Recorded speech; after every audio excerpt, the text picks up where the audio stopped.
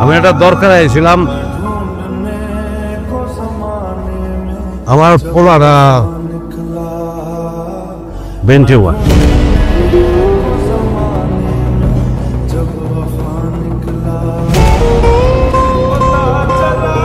আমি তো জানি না যে ঢাকায় কোন ডাক্তার ভালো, কারে দেখানো উচিত, কিছুই জানি না। লেগে আইছি, লগে কিছু টাকাও লেগে আইছি, আর ভাবছি আমার ভাই তো আছে, টাকা পয়সা লাগলে আমার ভাই দিব, সাহায্য করবো আমারে।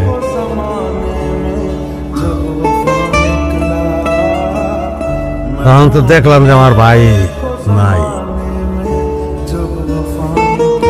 আমার পোলা তো বাঁচলো, আমার পোলা মরলো, আমার পোলা। আমার যা করোনা আমার একলা করোনা,